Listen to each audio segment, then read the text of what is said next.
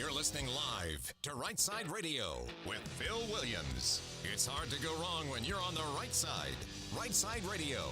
Solid, conservative, and just plain right.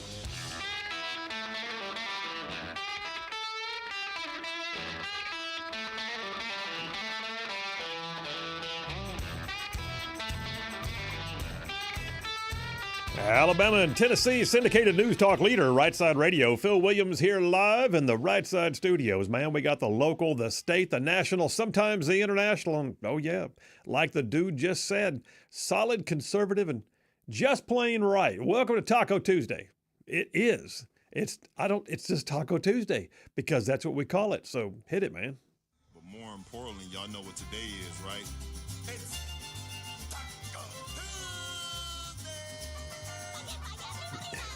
Yeah, because Speedy Gonzalez says so. There you go. All right, yeah, it's Taco Tuesday, and you are listening to Rightside Radio, and JP is pushing buttons on the board. Hey, buddy, how you doing?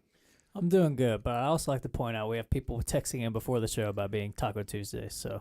Are they really? I guess it's resonated, yeah. Dave from Madison sent in a picture of a mouse with a sombrero and next to a taco, so there you go. I'm digging it.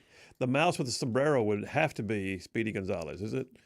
No, it's not. It's just a mouse it's just a fat, happy mouse with a sombrero. All right. And a good-looking taco. All right, we got a great show laid on for you again today. No guests. I just saw this topics and I thought, oh boy, I got to spend some time unpacking this. I'm not sure if you're tracking all the things that are happening internationally and on our border, but y'all, we are at next level right now. So let's just skip right on forward and triple dipper it, man. Hit it.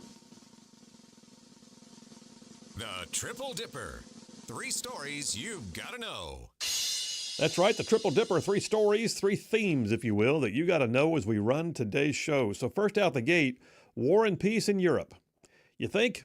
Yeah, well, maybe. I don't know. War and peace in Europe. Do you know that the war in Ukraine has lasted, about 10 months shy of what it took to win World War II? I mean, this has been dragging on for a while. So war and peace in Europe. We've got some serious negotiations ongoing. The European leaders are just totally gobsmacked. They didn't expect to see Trump suddenly out there actually doing things on the world stage. And we'll talk about all of that. What's going to happen? What's our foreign policy now? What are we saying we're going to do? Is there anything in it for us? War and peace in Europe. We'll talk about that as number 1 on the Triple Dipper. Number 2, and I may call an audible and go to number 3 instead, but what I got right now planned is on the EV situation. Did EV go home? I didn't get to this yesterday. It's fascinating, though, to watch what happens when a government that propped up a whole sector of the market, in fact, even mandated the use of this sector of the market, suddenly is no longer able to do it. Does the market collapse? I'll let you figure that one out. I'll do it in number 2 of the Triple Dipper. Did EV go home? And then number 3, border warriors. So what is happening right now with our southern border is beyond anything that we've ever seen, perhaps since the days of the Alamo. We are watching right now as our southern border is becoming an armed point of resistance against the human waves that have been coming across our border now for the last 4 years. We're also seeing record low illegal immigration, which is huge. But the Mexican military, the U.S. military, and sometimes the two of them jointly are basically working together, and I'll tell you all about it. Number 3 on the Triple Dipper, border warriors. All right, let me jump on into today's opening monologue, the Rightside Way monologue. I'll remind you guys that every single day, the Rightside Way monologue is brought to you by attorney Stan McDonald. He's a partner at the law firm of Wilmer & Lee up in Huntsville, 30-year veteran in the practice of law. Stan McDonald, sponsor of the Rightside Way, and I'll tell you more about him here in just a minute. All right, so let me ask you, did you see the news? The recent events in which members of the Trump cabinet had to remind the world that freedom of speech is actually a thing, like a valuable thing. Freedom of speech is a thing worth fighting for, and really a thing that many have died for. So Vice President J.D. Vance went to Europe in one of his first state visits. Foreign Policy magazine says that Vance left the European leaders at the Munich Security Conference gobsmacked. I love that word now, gobsmacked. It's a great word. Vance left them gobsmacked because he told them what they didn't want to hear.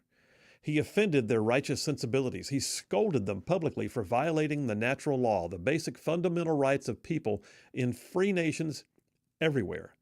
And that's the right to speak. The right to speak without fear of government reprisal. And y'all, his speech was not received well, at least by the elites. At one point, Vance even made note that suppression of speech was a tactic of the former Soviet Union, whose looming threat had, hung over Europe for decades. He said this, he said, quote, "The Cold War positioned defenders of democracy against much more tyrannical forces on this continent. Consider the side," he said, "in that fight that censored the dissidents, that closed the churches, that canceled elections. Were they the good guys? Certainly not, and thank God they lost." Yeah, thank God they lost. Oh, by the way, what he's saying is the things that the Nazis did, the things that the Soviet Union did, y'all are trying to do that now. Nobody was spared, by the way, in his scolding. He called out Germany's raids on people's posting of so-called hate speech online. He called out Sweden's jailing of an activist who dared to burn a Quran in public. He called out the United Kingdom even for setting up what they call safe access zones around abortion clinics. It is said that the European elites were indeed apoplectic. One German leader actually even came to tears during his follow-up speech. Bless his heart. But I don't think Vance said it just for the leaders. I don't. I believe he said those things so that the people of Europe would know that they are seen and they are heard by America. That we can see from afar that they are not being allowed their basic freedoms that their forefathers fought for just over 80 years ago. And the people of Europe, they need to be reminded that suppression of speech is never okay and that we don't agree with how they've been treated here in recent years by their own governments. So yeah, Vance spoke, and then came Secretary of State Marco Rubio, who interviewed with CBS anchor Margaret Brennan, who tried to get Rubio to renounce Vance's words. Like really? That's what you're gonna take him to task on somebody else in the team? With a straight face, she actually opined that Vance uttered those words while standing in a country, she said, in which Hitler's Nazis once, quote, weaponized freedom of speech to commit genocide. She really said that. And he really took her to task for it. It was an epic fail on her part. She has been getting trashed on social media, but it begs the question, what is happening to the free world where speech is actually demonized?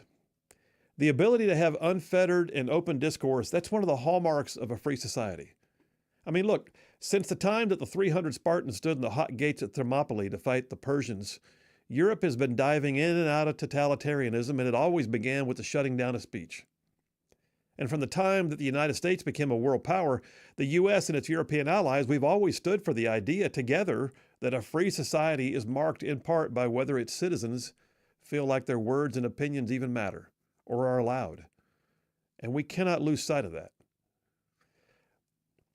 So if you're not familiar, there's an artist named Norman Rockwell. Most of y'all know who I'm talking about, but Norman Rockwell, I encourage you to look him up if you're not familiar. He was one time said to have been as familiar to Americans as Walt Disney was for his ability to speak through images. His paintings were used as the cover art for the Saturday Evening Post for decades, which at one time was the most widely read print media piece in the entire nation.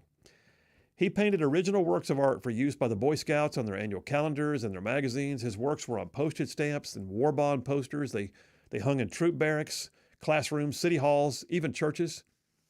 He was a prolific artist, had over 4,000 original works, and every single one of them was a detailed, realistic, thought-provoking, and often very inspiring piece that just looking at it told you a story about America. He could, with the stroke of a paintbrush, capture emotions and sentiments and weather and even patriotism. But there was one series of works that Rockwell did that I'm going to get to here because it's part of my point about freedom of speech. Rockwell did a series one time of 4 paintings that he said took an emotional toll on him. He said that those works, those 4 paintings were serious paintings that sucked the energy right out of me, he said, like dredges, leaving me dazed and thoroughly weary. Now, unlike many of his other works, this series of 4 paintings, they took months near the onset of World War II. They were inspired by a wartime speech done by President Franklin Roosevelt, and they captured the minds and the hearts of Americans everywhere. And once they were revealed, millions of requests came in for them. Reprints flooded in. The U.S. government made them into inspirational posters. I mean, they were hanging everywhere, had the phrase on them that said, "This is why we fight." The postage stamps were issued using this artwork. By the end of the war, Norman Rockwell's 4-part series of posters that just merely depicted the blessings of a life in the United States have been reprinted over 4 million times. That series of paintings that I'm referring to, look them up, is called The Four Freedoms. Look up Norman Rockwell, The Four Freedoms. Each one of them depicts a scene from Americana, and they are respectively titled Freedom of Speech, Freedom of Worship, Freedom from Want, and Freedom from Fear. And they just show things like moms and dads and kids and people at church and tucking their children into bed and assembling at the town hall and sitting down to family meals. But it's what you read in the nuances of the pictures that makes them speak. I mean, the emotions, the worry lines in the faces, the weathered hands, the headline on Dad's paper as he's reading it about the fighting over there. But the one that always stood out to me that goes straight to what I'm talking about today is the one of those paintings called Freedom of Speech. It's a real simple imagery, and they use it now all the time on social media as a meme about somebody willing to say something hard. It's really very profound if you look at it. The image is a town hall meeting. Folks are sitting in old school wooden pews, shoulder to shoulder. In the center of it all, one man has now stood up to speak. And faces around the room are turning to see and hear him. And just to the lower left of the man who stood, you can see the look of pride on an old man's face as he watches the young man stand up. And Rockwell was apparently inspired for this when he actually witnessed a similar scene in real life in which one man stood at a public meeting to be the only one to dare to speak out on an issue. The speaker that Rockwell described, though, is just the everyman. He's just wearing old work clothes, an old jacket, a flannel shirt, but the look on his face, it says that he knows it's necessary for him to speak for such a time as this. And he's okay with some of the dubious looks being thrown at him by the others. Here's the thing, folks. That image of people taking a stand is playing out now worldwide.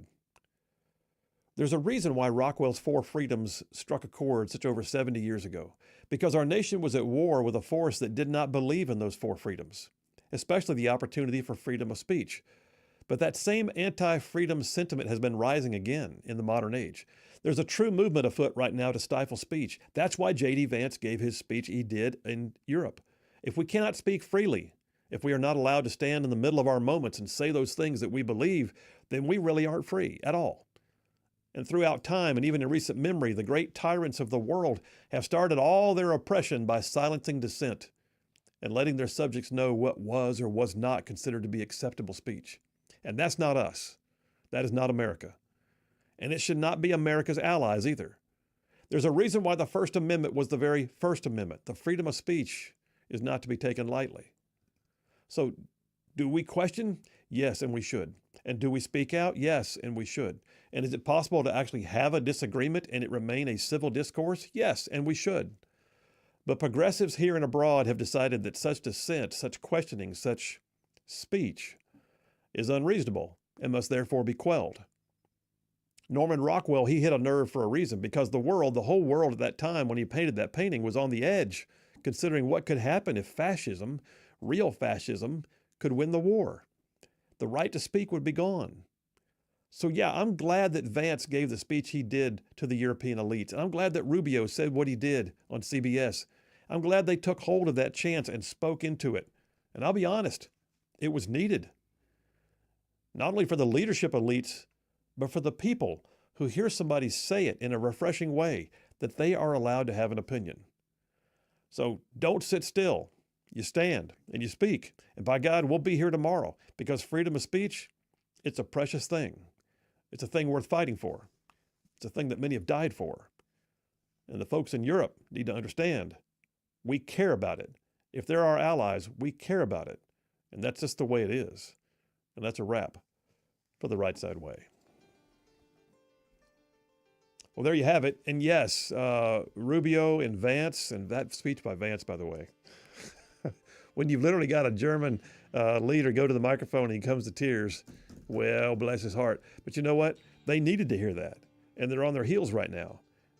But all of their people heard about it too. And that's what's so cool. Phil Williams, Right Side Radio. Y'all stay tuned. We'll be right back.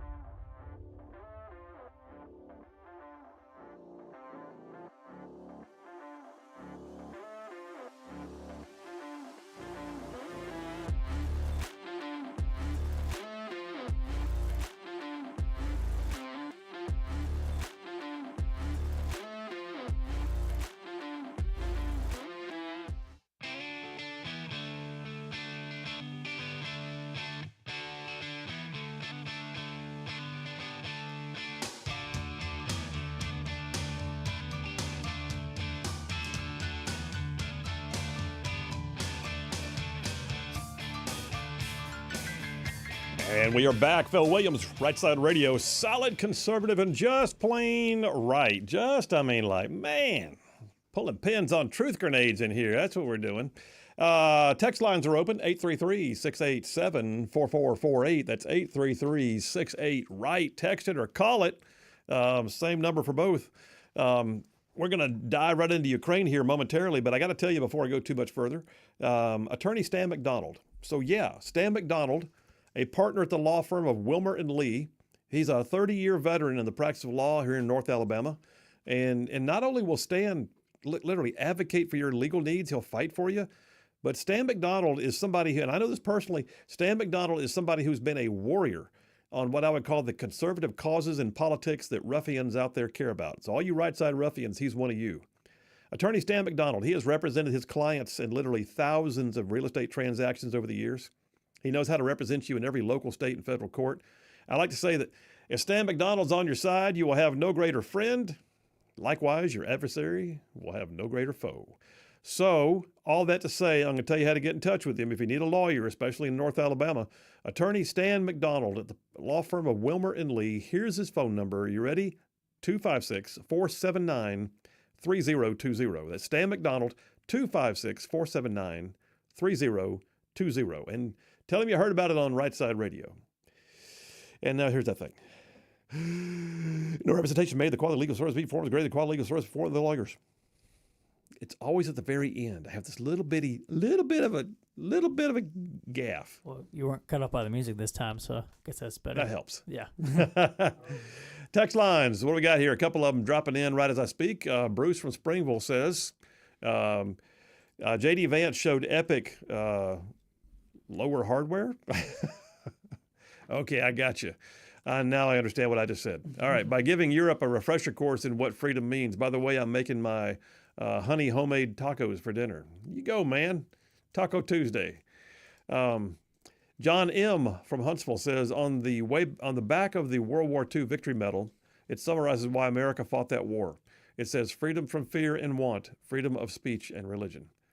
Nice. There they are. That's the four freedoms. And yeah, if you haven't seen Rockwell's painting, it really is an epic.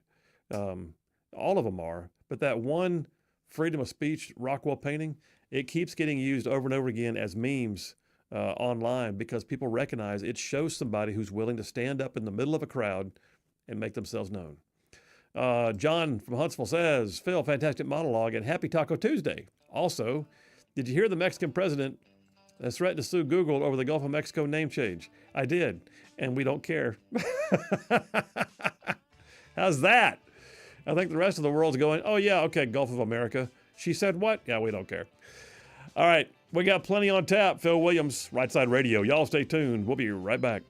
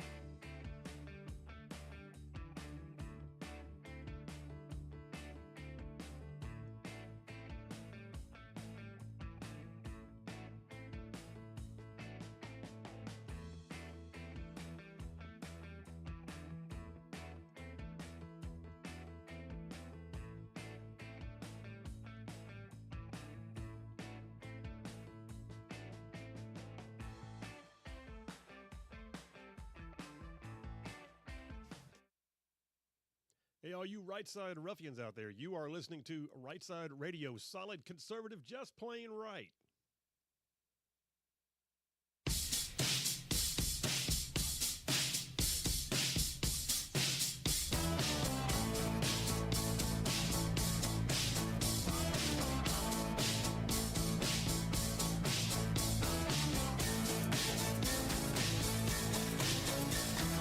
And we are back. Phil Williams, Rightside Radio, solid conservative and just plain right. Covering down on some major ground across the southeast U.S. of A. I'm talking about this show goes, y'all, from Huntsville back over to Chattanooga. From Tuscaloosa back over to Gadsden. I'm talking all the way down to that prettiest little town on the plains called Auburn. I mean to say, we even have big old patches of Georgia and Mississippi all thrown in just for good measure. All right, we got plenty on tap right now. Text lines are indeed open. 833-687-4448. That's 833-68-RIGHT. Text it or call it. Same number for both. Let's jump on in here because this is going to be a topic that takes some unpacking, y'all. The war in Ukraine. Let's think back a little over 3 years ago. We have Biden in office, and his foreign policy is based on the single word, don't. And that's it. That's foreign policy. What would you say to Mr. President Putin? Don't. Okay. Well, he did. So, how'd that work out? It's an amazing thing when you see a position of strength being leveraged in foreign policy.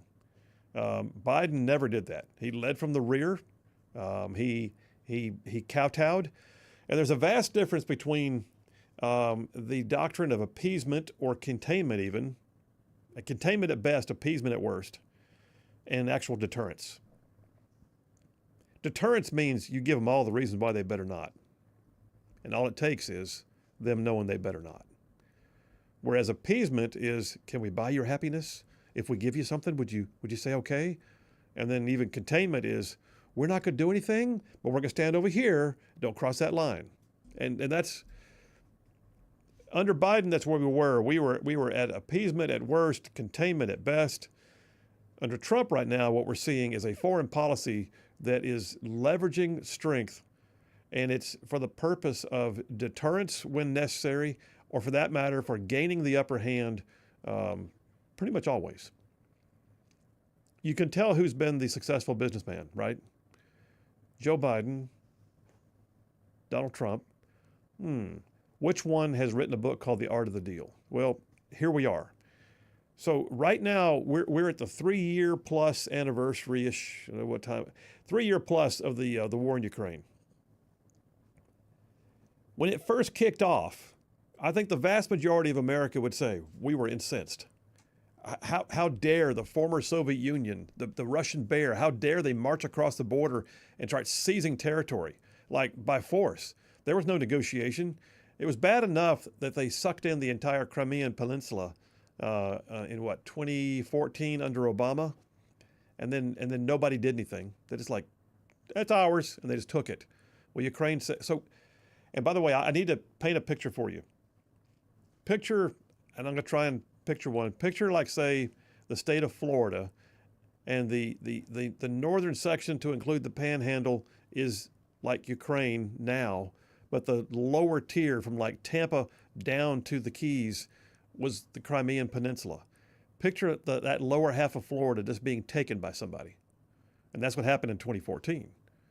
And suddenly, you have Russia desperately wanting a better warm water port because that gave them, access to the broader open waters of the oceans for their navy, for their own force projection, for their own shipping and commerce, and they basically took it, and it's theirs now. Nobody said boo. By the time Trump took office, nothing was happening. But then you have the Biden administration, which basically projected weakness in the tail end of Afghanistan, and all of a sudden, the world saw a United States that was feckless, that was reckless, and that had no ability to gather itself and to make decisions on the national stage or international stage that seemed to make any sense. And Putin seized on it.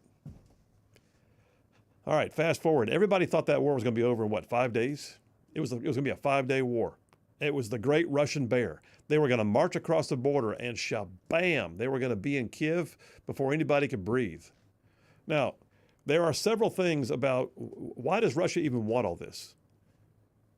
It's geopolitical, but then it's also just down to brass tacks basics. Geopolitical, they don't want another NATO ally on their western border. They don't. And there's been talk of whether or not you would see Ukraine join NATO.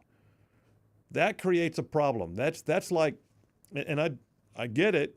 At the same time, you know what, Russia, you've been a bad actor for so many years. Why would people not want to be banded together against you? But Russia used that as the excuse. They use that as we're securing our borders. We're not going to allow NATO to posture itself immediately upon our border. We need a buffer, and that buffer is named Ukraine. What they also really wanted, though, was they wanted not only the port access they got on the Crimean Peninsula, but they wanted, the logistical resources because it was a gateway into Eastern Europe, Poland, and the rest. B, they also wanted to get the agricultural capabilities because Ukraine is in many ways the breadbasket of Europe. I mean, the level of row crop farming that takes place there on mass scale is enough to really help the Russian economy. And then number 3, there's energy production. The energy production, much of the nuclear energy production in Europe comes out of Ukraine. Go figure. Okay, all that to say, Russia wanted it and wanted it bad, and they decided when they saw Biden being feckless, they thought, you know what, now's the time, and they just went in and tried to take it. Didn't work out so well. Number 1, Ukraine was saying, not this time. This was not a you're not taking it. This was a you're not taking it again moment for Ukraine. Are they going to be the nation that just rolls over and takes it on the chin whenever somebody says, boo? And they decided, no, they're not. And the world has sat back and I'll be honest with you, the world has sat back in admiration at the ability of the Ukrainians to put a spanking on Russian troops. There are estimates right now that Russia has lost upwards of 700,000 men. Would you do me a favor? Look up how many men the United States lost in World War II. The largest war we've ever been in. Well, I'll take it back. If you count the fact that both sides of the Civil War were Americans, but still, let's just take World War II. What total loss? 416,000. 416,000. So Russia has lost more than close to twice. But Russia has lost way more right now, we believe, because we can't get good reports, than we lost in all of World War II in 4 years of fighting on mass scale. Okay. That being said, Russia is struggling right now. Russia's on its heels because at home it's very unpopular for the Russian moms to have to see another casket come home and lose their sons, and they're beginning to question why we're in this thing. And then you look at Ukraine and they're going, we're in it. But then you look at the United States. What has been our policy? And I would say this: you are watching a reversal of foreign policy. And by the way, just tell our caller we'll have to take it after the break. I'm going to take this all the way to the break there, JP. But this is going to be a complete reversal of U.S. foreign policy, because U.S. foreign policy as to the conflict in Ukraine up to now has been one of appeasement. Appeasement in a sense, and yet at the same time, there's been no dialogue. We have had appeasement in the sense that they just say, we need more help, and we say, what do you want? And it's everything but U.S. troops. Although, I think there's some reason to believe that we may have had some limited scale of U.S. troops on hand. But we have had, without a plan, we've had an open checkbook that has been going on now for 3 years. We have sent over $175 billion U.S. dollars, not including what may have come from other NATO allies. $175 billion. Now, has the Russian bear been stopped? Yeah, but they continue to creep forward. The 5-day war turned into 3 years. It's a slugfest right now. There are actual killing fields where it is it's no man's land. They've laid waste to whole sections of eastern Ukraine. It's the largest scale conventional warfare we've seen in Europe since World War II. It's been a proving ground, if you will, for weapon systems.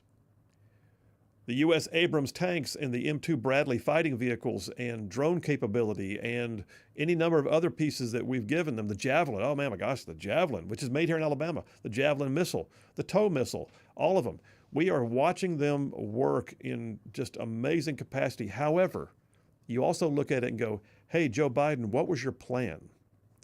My plan was, we're there as long as it takes. What does that mean? Nobody knows. There was no plan. The plan was an open checkbook. And that is not sustainable. And that's not reasonable. And so let me just quickly encapsulate where we are, and then I'm going to break it down for you in great detail after the break. Where we are right now is that Trump has initiated discussions to resolve the conflict in Ukraine. And his folks are meeting right now, today, with Vladimir Putin's folks. Trump allegedly had a phone call with Putin on Sunday. This is all being done unilaterally. Trump's White House, Putin's Kremlin, dialogue direct. They're meeting in person right now in Saudi Arabia. That's happening as we speak. Why is that significant? The left is freaking out because it's significant that Putin came to a table. No one thought he would come to a table. Well, guess what? No one laid out a table before. There's been no table. Well, he shouldn't have to have a table. He's the aggressor. That's right. But you know what? Since it takes two to fight, at least, then guess what? At least two have to come to the table. Right now, one of them's there. Ukraine is saying, we won't participate in this unless we're allowed to be a part of it. They're going to be a part of it. The liberal media is now screaming because Zelensky's not at the table. He's going to be at the table. Let me tell you what you're looking at. This is what is referred to as shuttle diplomacy. Shuttle diplomacy. What that basically means is it's like a mediation as a lawyer. That means that the mediator, in this case the United States, goes back and forth between the parties. Hey, Russia, here's what we're thinking. You do this, this, and this. I'm not doing that. Well, what will you do? I'll do this. All right, stand by. We'll come back to you. And then they go meet with Zelensky. Hey, they'll do this. We're not doing that. You better do something. Here's the thing. As an attorney, I will tell you that some of my best cases have not resolved themselves in a courtroom. They resolve themselves through a negotiated settlement or a mediation, where a mediator, an impartial person, went back and forth between the parties. We actually sat in opposite rooms. They go up and down the hallway. Well, Phil, they're saying this. Well, I'm not doing that. Well, Phil, you have to give something. I'm not going to give something. Well, Phil, we're going to be here all day. And next thing I know, we're dialoguing. Nobody in a mediation goes home with everything they wanted. But everybody goes home resolved if they settle it. I mean, you can actually end the mediation and just stop and go home. But if there's a settlement agreement in a mediation, it's usually by negotiation, and there's not always going to be an opportunity for everyone to claim victory. But everyone will walk away with something. So what are we going to get here? I don't know yet, but I will tell you this. They are in a mediation. As an old soldier, and like many of you are, I can also tell you that every war has to come to its finite end. It has to.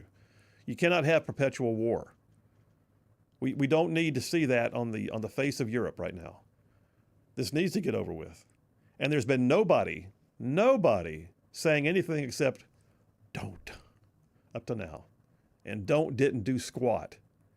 Don't with a checkbook. Don't. How much money you want? Don't. And don't didn't stop Russia. And the checkbook didn't do anything except deplete our resources. And now Trump's coming to the table, and I'm going to tell you all about it more when we get back from this break. All right, take me to the break, JP.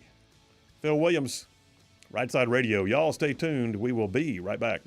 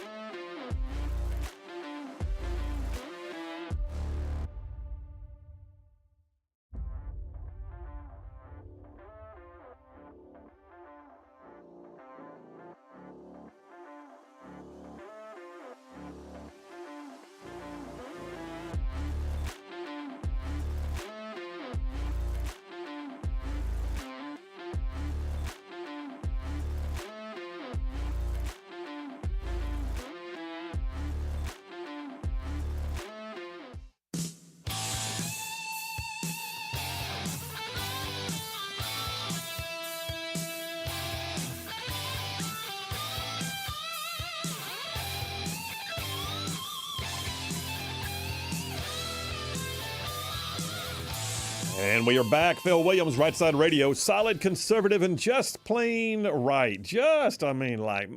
Making common sense like a superpower in here.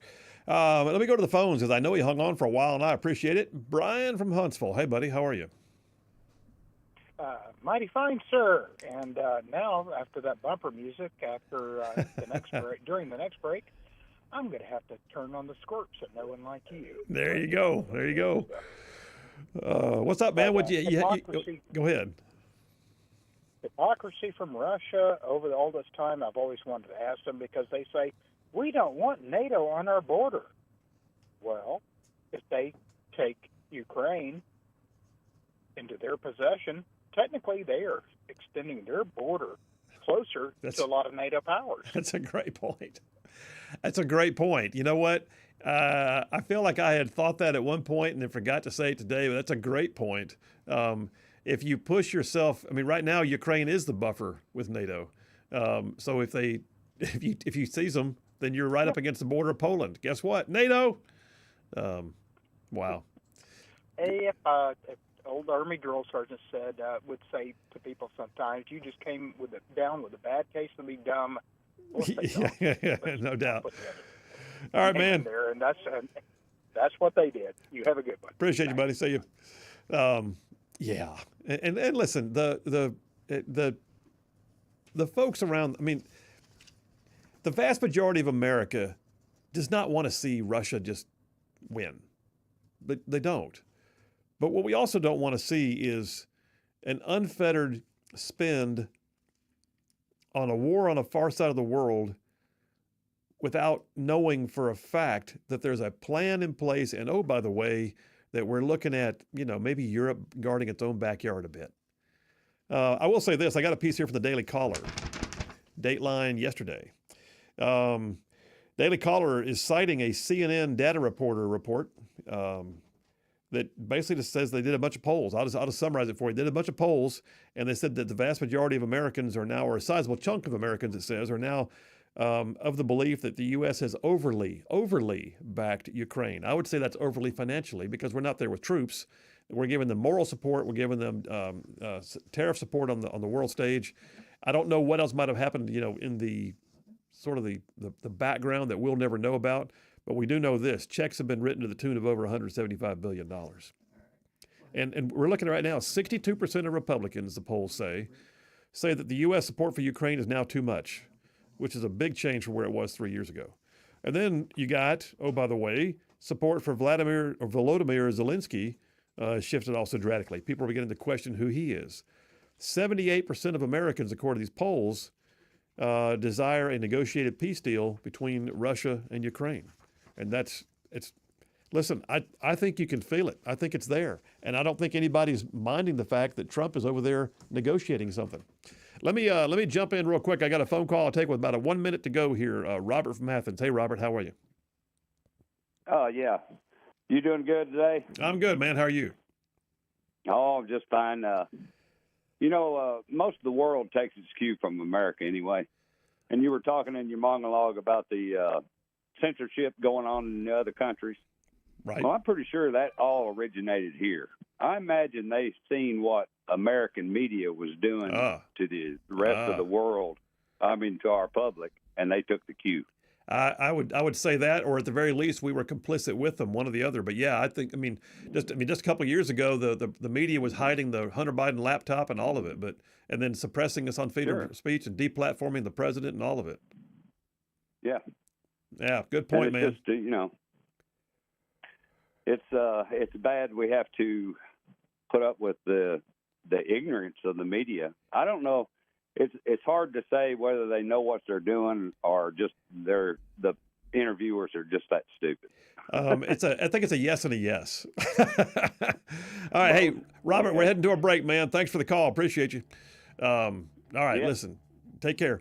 We got a lot on tap. I'm going to do more of this. When we get back, I got a whole war and peace in Europe. What's happening? All right, where are they meeting? What are European officials saying? Are they wishing they were at the table? I'll tell you all about it. Phil Williams, Rightside Radio. Y'all stay tuned. We will be right back.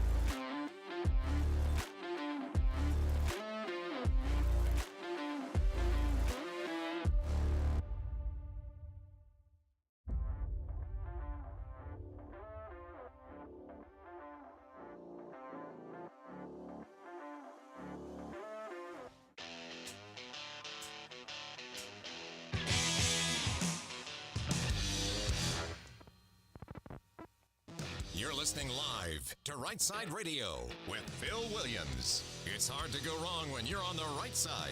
Rightside Radio. Solid, conservative, and just plain right.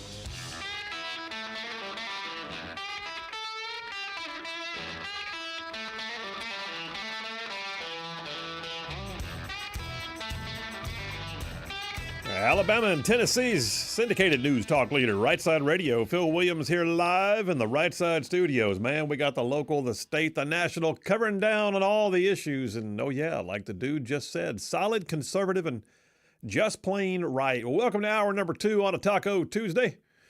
Making you hungry and giving you the news all at the same time. A couple of text messages here just to catch up on. Jerry from Decatur says, right on, Phil, about all you said concerning geopolitical and Russian needs for warm water ports. He said, put your finger on the Black Sea parallel and circle the globe and you will cross New England. With nice weather in the summer months for their oligarchs' yachts. Wow, yeah. If borders settle out as they are occupied now, Russia has exactly what they want, airborne. And I agree, and that's a problem. And I don't know that Ukraine is going to settle for the idea of just losing ground because the world asked them to. We'll see. We'll see how this goes. I mean, I think there's going to have to be something in it for Ukraine too. I mean, why would it not be? It was their country. They're the ones getting beat up right now. Russia's not burning down. There's whole cities that are gone in Ukraine, and Ukraine's people are going to say, "Who's paying for that?" So let me jump into some stuff here in a minute, and I'll tell you what I think is about to happen. Thomas from Athens says Biden's don't foreign policy, not unlike Obama's red lines, cannot just be fecklessness. It must have an agenda and influence peddling behind it. Said billions made by military hardware suppliers who lobby the administration, some damning materials in a Ukrainian desk drawer, or both. It takes a new sheriff and a posse to straighten this out. Yeah, I'm pretty sure. I'm pretty sure there was something behind it. Now, listen, if we're selling weapons, somebody has to make them. Whoever makes them has to get paid. I don't mind somebody earning for their, but I don't think that the Javelin missiles being made down in Troy were saying, please keep the war going longer. But as long as you are, they're probably saying, buy our stuff. What needs to happen, though, right now is we need to restock our own storehouses of weapon systems. We need to make sure that we are postured correctly, that our readiness levels are not depleted. And oh, by the way, let's stop spending money over there when we got a southern border that's porous down here. We have security threats on our own sovereign soil right now that are huge, and they've been neglected. Red from Tony, Alabama says, have you heard from Kareem since the election?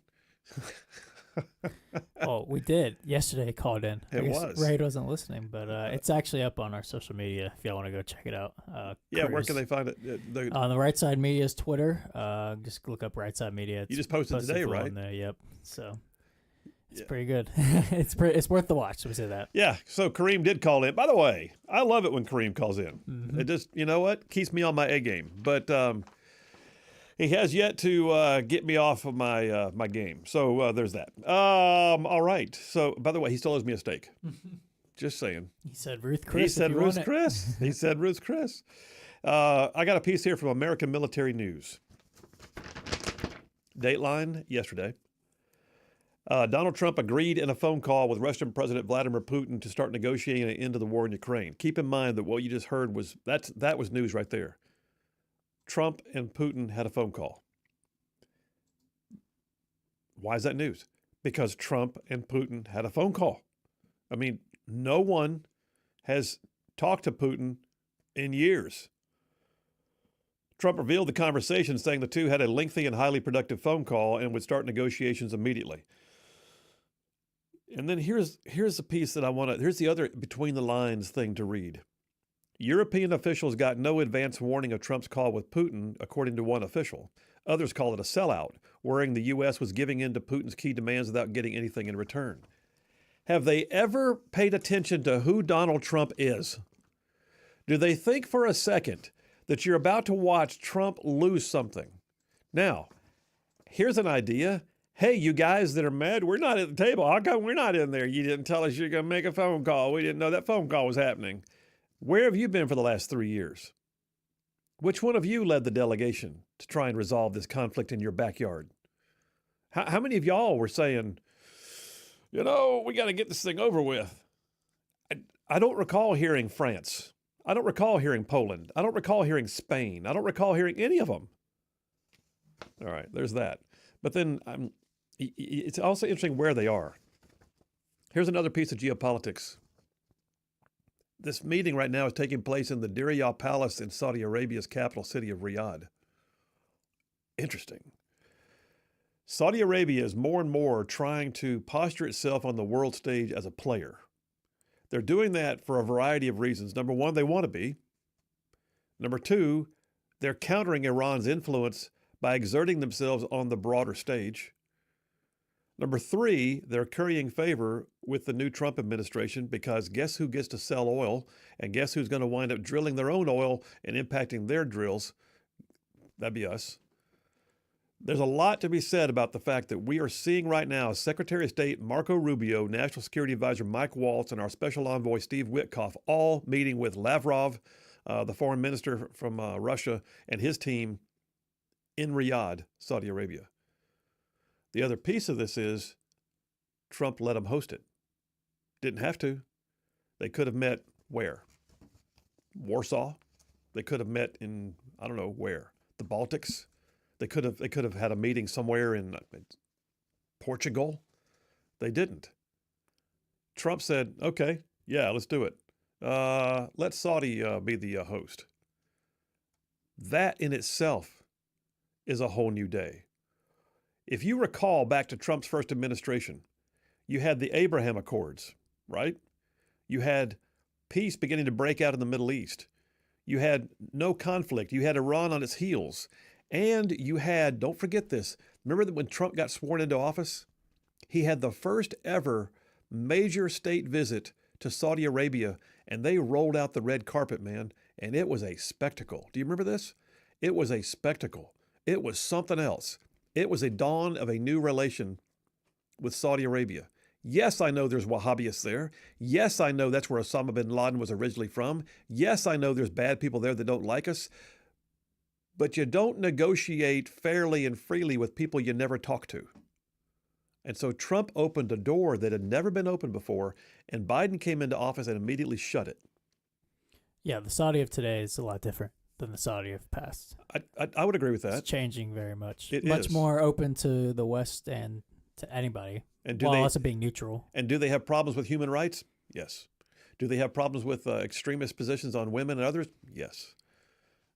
How do we make that change?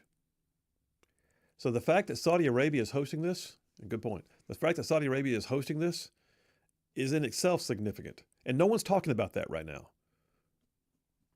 Except Rightside. All right. Rubio says himself that we're going to find out here in recent days or in coming days whether or not Putin's serious. So the other question about why is Zelensky not at the table? Well, that's how mediations work. You don't sit in the same room and hash it out. Nothing happens then. Everybody postures. No one wants to say anything. They might hear us. What are we doing? I'm not negotiating in front of him. So you go down the hall and you have your own seat and you wait and the mediator comes in and you talk. But here's the other thing.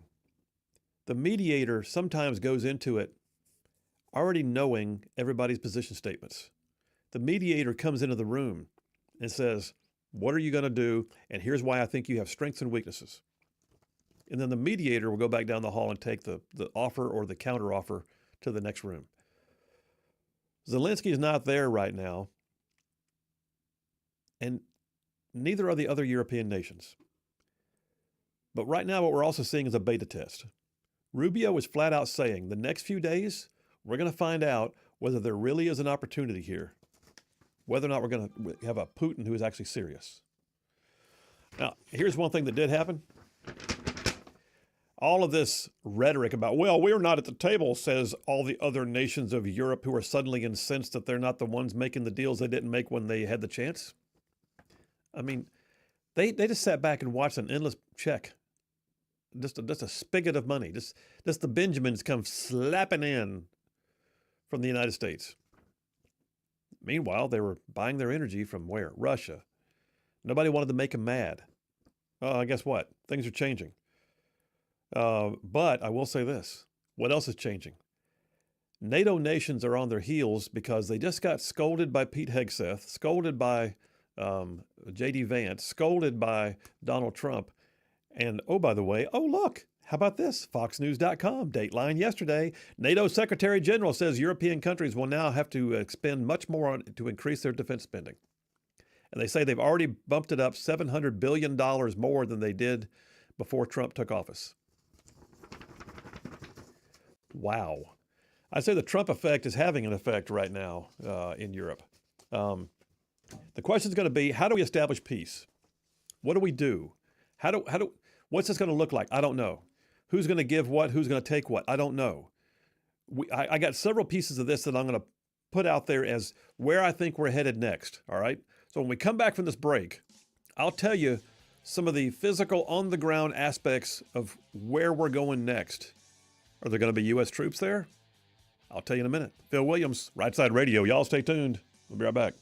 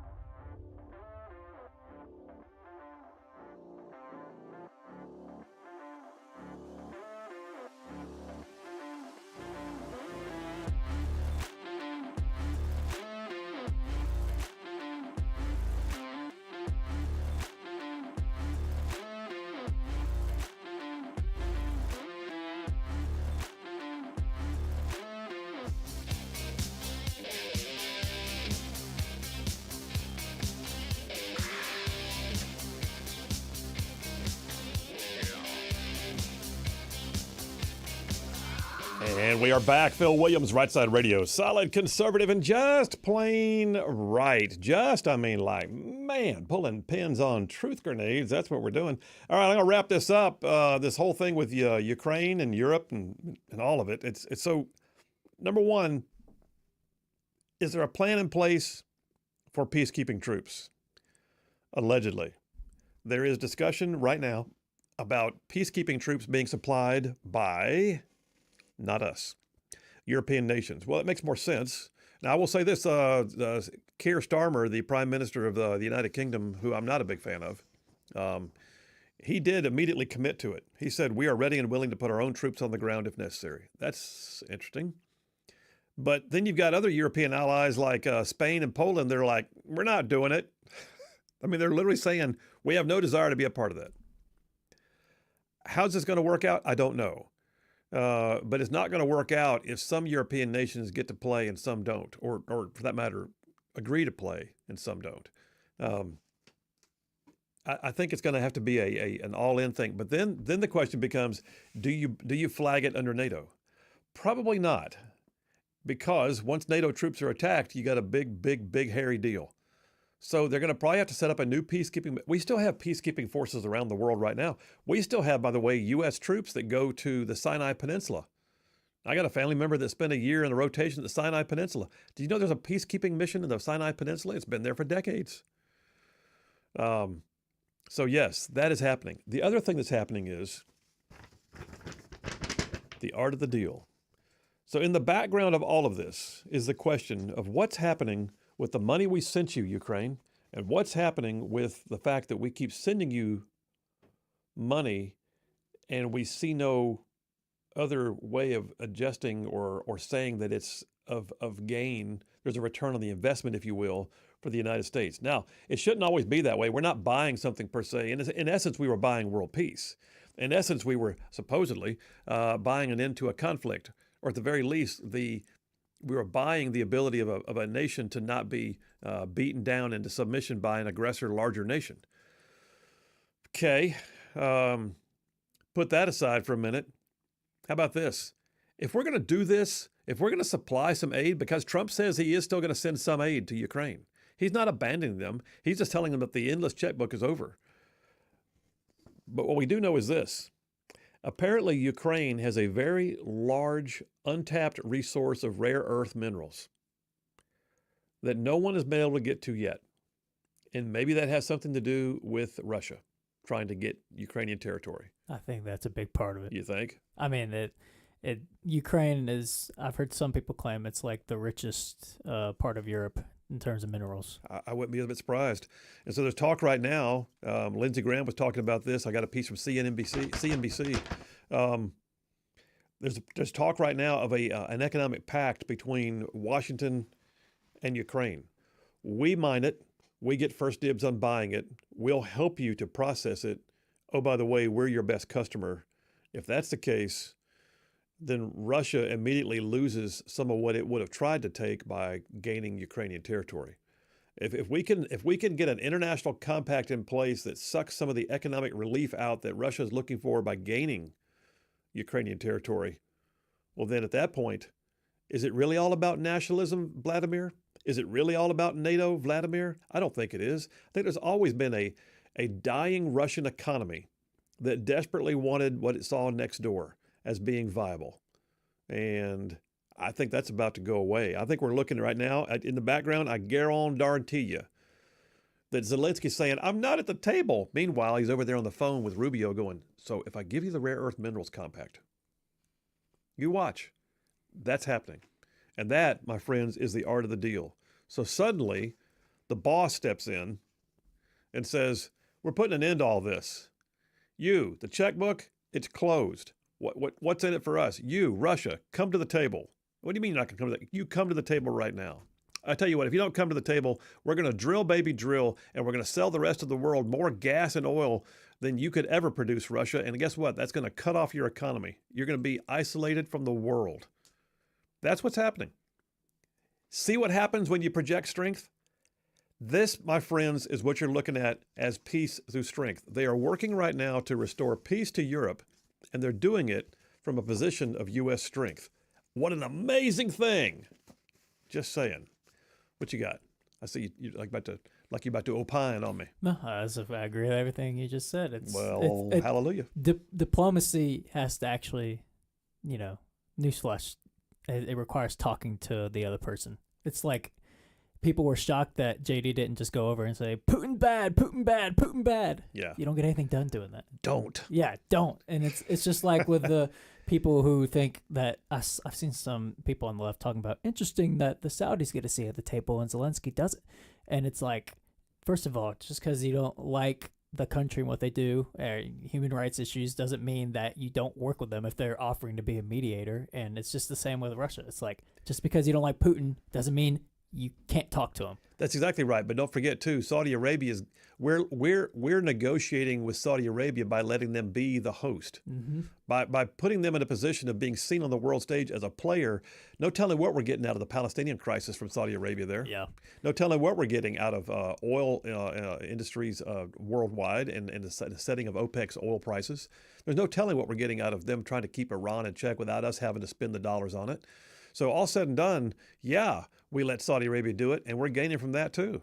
Democrats are so immature in their geopolitical strategy of like, oh, that guy's bad, don't talk to him. It's like there's no, obviously you don't like what they're doing, but like just labeling them bad and then not talking to them, you don't get anything done. So then the Ukraine-Russian war can keep going on for years. Congratulations. It's a whole new day, and I'm glad. All right, that's it. I'm through talking about it for now, but if you want to text in about it, you certainly can. 833-687-4448. That's 833-68-RIGHT. Y'all stay tuned. We will be right back.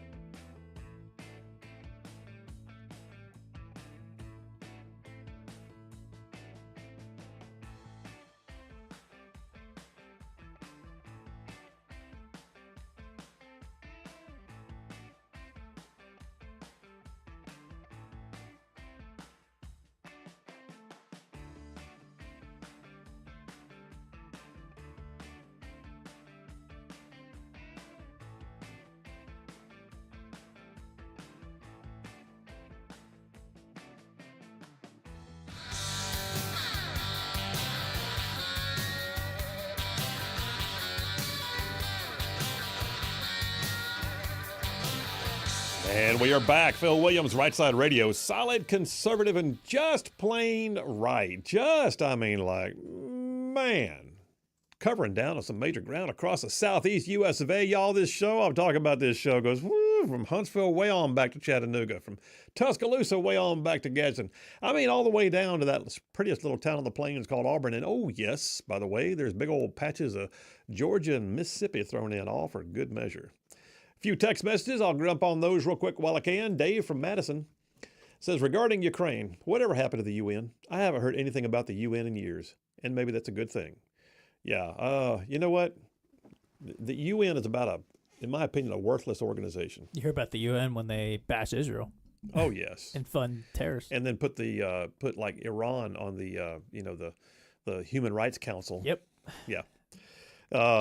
Brian from Huntsville says, what did he say? Very svelte, combining the art of the deal with the art of war. Ah, yes, nice. Big Al from Harvest says, he said, I want to know why the president's wife of Ukraine drives a brand new Bugatti. And he said, never mind, it's been debunked. So he answered his own question. Thanks, Big Al. I don't know. Now, do keep in mind, if she drove a Bugatti, why would they care? Unless she's buying it with U.S. dollars. I see what you're saying, but it's been debunked. But the truth is, he was apparently a rich, by Ukrainian standards, entertainer before he went into the presidency. So there's that. Hey, I got to tell you guys too, exciting things happening over here at Rightside. Big doings, lots of things happening. One of which is y'all have been raiding the merch store like crazy. So if you're not familiar, we just last week we put up the Rightside Radio, the Rightside Media merchandise store. We got coffee mugs of several types. We got T-shirts, we got hats, and we got what I love too, our Bulletproof Influence highball glasses. They're actually engraved with the Rightside Media logo. It says Bulletproof Influence, and then there's a 308 round embedded in the glass itself. And those, I think we've already gone through half our stock on those almost. So that's very cool. I talked to Natalie today. Natalie handles our merchandise, and she was here today packaging up a few and getting them out in the mail. And she said she's already having to order, to plus up some of the sizes because we're getting raided, man. That's a good thing. That's right. Y'all want to check out the merch store? Go check out our website, rightsidemedia.org, and just click on the shop tab, and it takes you all the stuff. But yeah, it's there and it's working. I'm loving it. By the way, I want to say this. Butters is our digital guy, and Butters did a good job setting that up. Yeah, it's like he's done that a couple of times. Yeah, well, shout out to Butters. He's never done it for us. That's true. And then the other thing we got going on right now is podcast world is crazy cool. And we're also pretty stoked because one of our podcast contributors, which is Jared Hudson, a former Navy SEAL who now combats human trafficking issues, and trains special operations and police forces around the nation. Anyway, Jared Hudson, one of our podcasters, is going on the Sean Ryan show very soon, and that'll be coming out. And so nice to see folks that are part of the Rightside family getting their due, and I'm so glad for it. So we look forward to seeing that. And y'all stay tuned. We'll tell you more when we know more. All right, listen, I got plenty of things on tap, not the least of which is electric vehicles. Remember electric vehicles? It's kind of like that text we had a moment ago about the UN. Whatever happened to the UN? Whatever happened to electric vehicles? Weren't they all the thing, JP? Well, I still think Cybertrucks are pretty cool, but besides, what happened to the EV mandate? So I think that's a good question to ask, yeah. Well, so here's a premise. The government should never set the free market because then it's not free. That's what just happened. I know I've said it on the show before, but let me do this for you.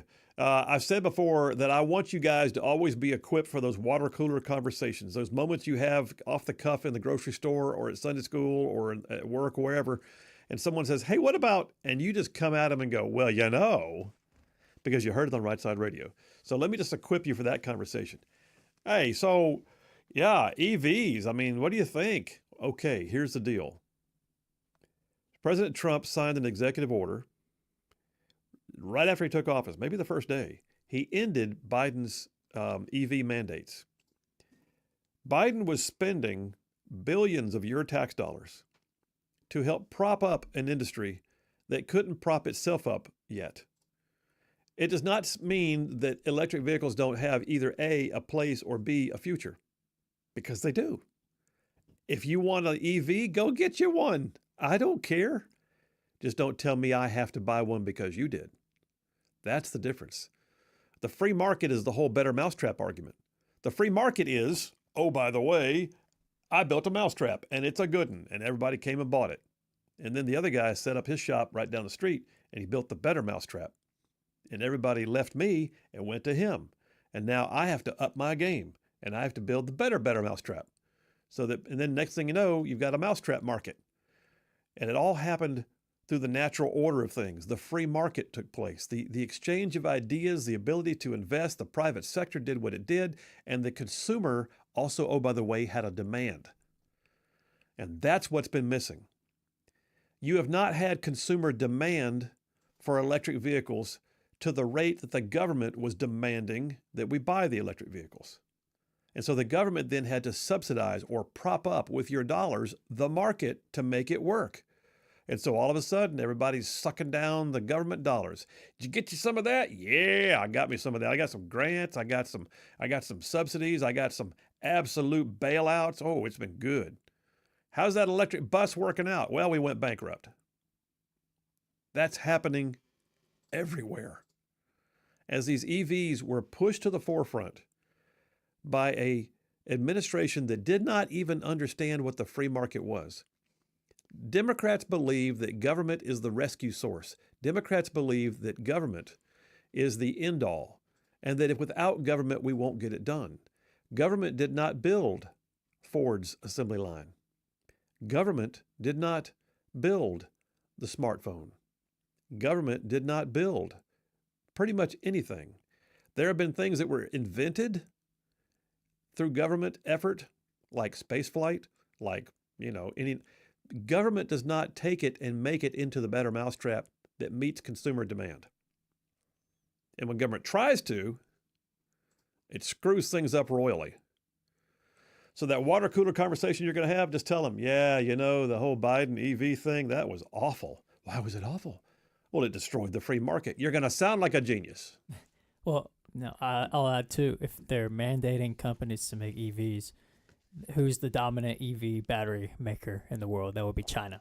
So they're helping China out. But then they're gonna I can't remember if the Biden administration, I believe they put some sort of tariff on EV batteries from China. So you're gonna force people to make EV cars and then put a tariff on the main source of EV batteries. So you're double hurting your business in that case. So it's like, how about you don't do that in the first place? But you're saving the world. No. You're saving the world. Don't you understand global warming and things? And oh, by the way, you have to mine all those rare earth minerals to make those batteries. And then what do you do with the batteries when they've expired? Oh, crap. Yeah. And here's one of the trickle-down things that people don't think about. When government rushes to something and mandates it happen, second and third order effects begin to pop up. Like, how about this? Suddenly there's more EVs on the road. Have you ever seen an EV catch fire? You can't put the thing out. Nope.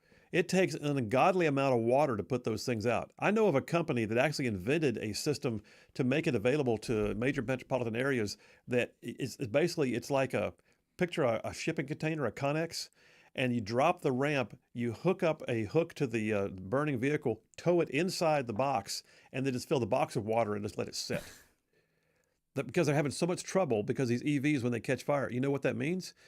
The EV thing got ahead of the capabilities of society to deal with the EVs. That's just one more clear indication. How about this? How do you charge the freaking things? Well, I charge it at my house at night. What happens if you're on a trip? Well, I got a little app on my phone tells me where there's charging stations. What if there's not one near you? What if you go into grandma's house? She lives out in the country. Well, crap. That's where we are. Mm-hmm. They forced something that wasn't ready. It's almost like the free market will do what it does in due time without intervention from the government. Pray tell, how's that work? It's almost like capitalism has been the best for a reason. You're so good here. Maybe they should have the Biden administration should have called us before doing this stuff. I hereby knight you as Sir JP. Yeah, but here's the other thing we're seeing right now. I think we're seeing the market self-correct. Yeah. We're in. Here's the other piece, y'all. When you're having that water cooler conversation and someone says, "But the free market, wow, really?" Yes, but the free market will always self-correct. What does that mean?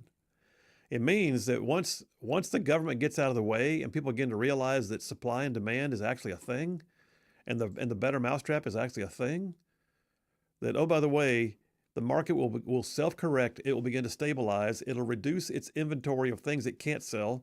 It'll build the things it can sell. It'll find the happy middle ground, and it'll meet the niche markets. And all of a sudden, you've got the free market stabilize. It's almost like watching waves crash against a seawall endlessly, and then the water calms down. That's the free market self-correcting. And by the way, while we're on EVs, people like to talk about how Trump is trying to do everything to help Elon. I think the Biden EV mandate would have helped Tesla and Elon a lot. And then also, the contracts that they talked about to Tesla were given by Biden. So it's almost like Elon was getting helped by Biden in that sense. So they don't like to connect the dots like that. It doesn't help their narrative. Doesn't help the narrative at all. All right, listen, we're going to take a break right now. When we come back from this break, I'm going to jump on into this EV thing with a little more detail and give you some stuff that you might want to know. I mean, this is like some of it is like just wow, like how much money, where, and what's happening in Alabama. Are we getting charging stations? Why and who's paying for it? I'll tell you. Phil Williams, Rightside Radio. Y'all stay tuned. We'll be right back.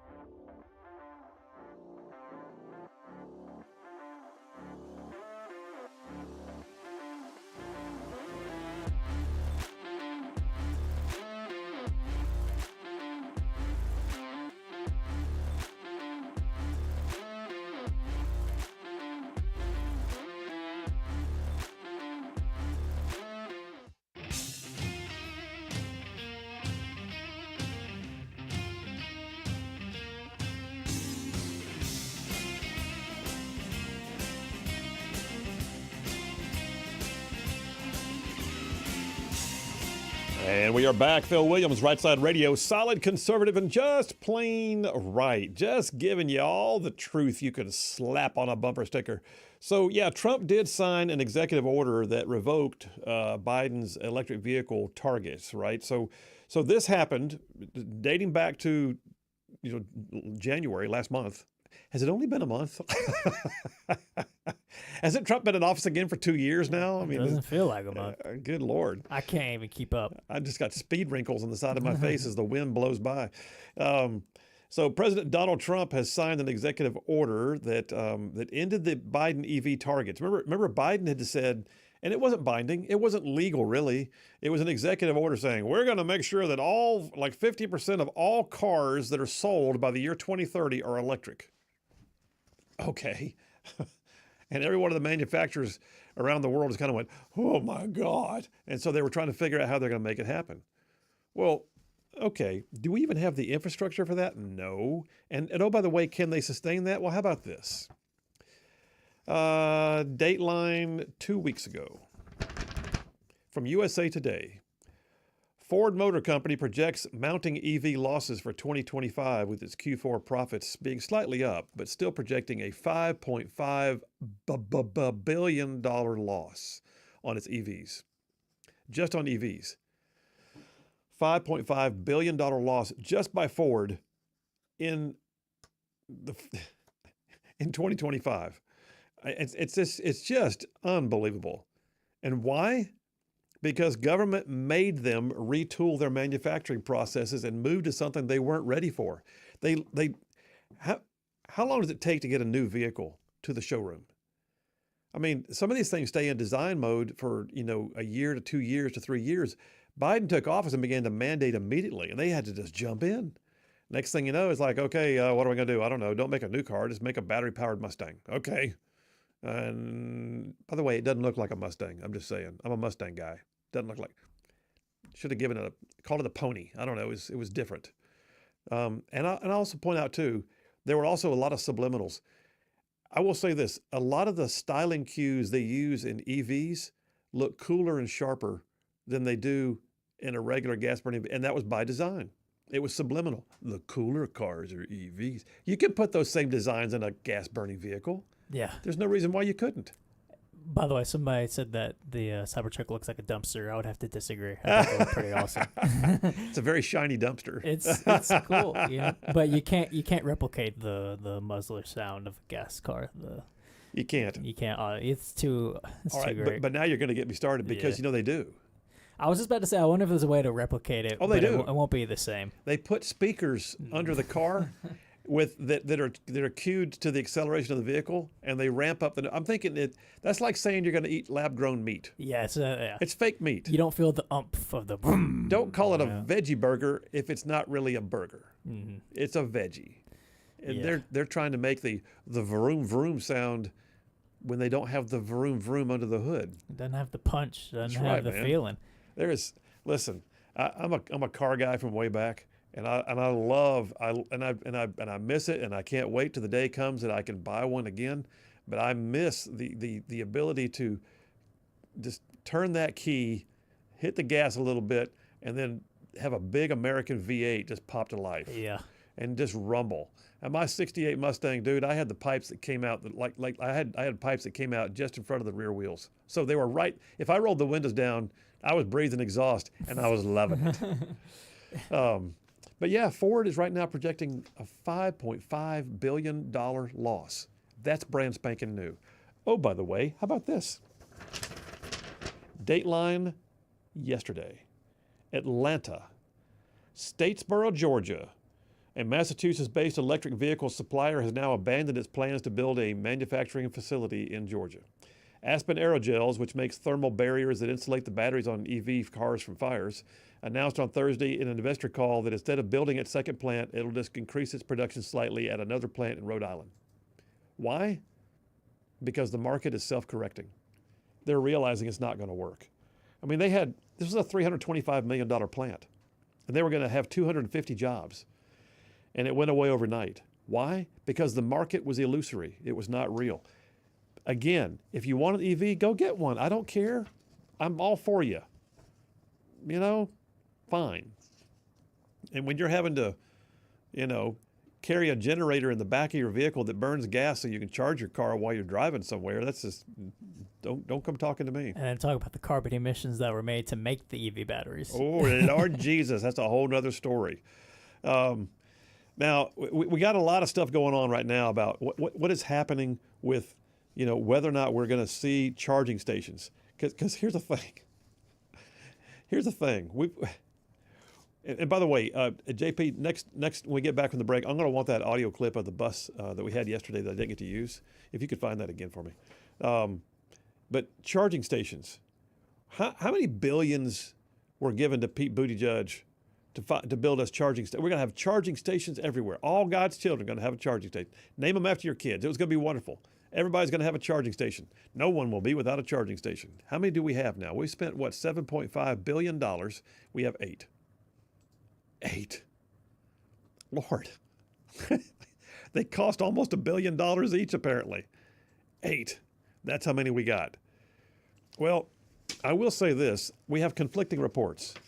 I've got a story here from Economic Times, dateline January 30th of this year.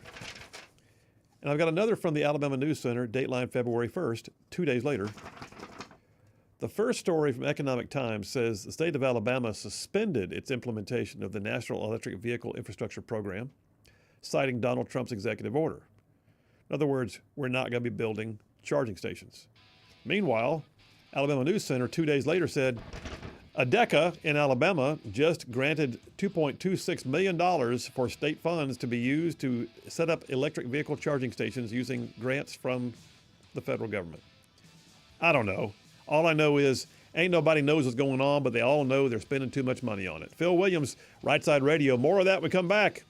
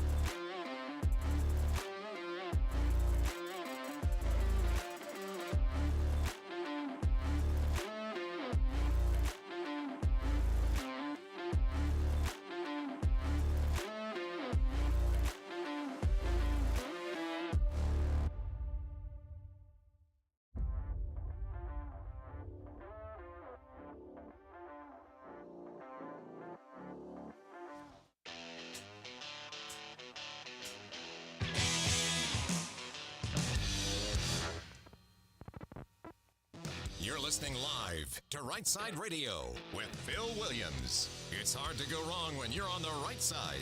Rightside Radio. Solid, conservative, and just plain right.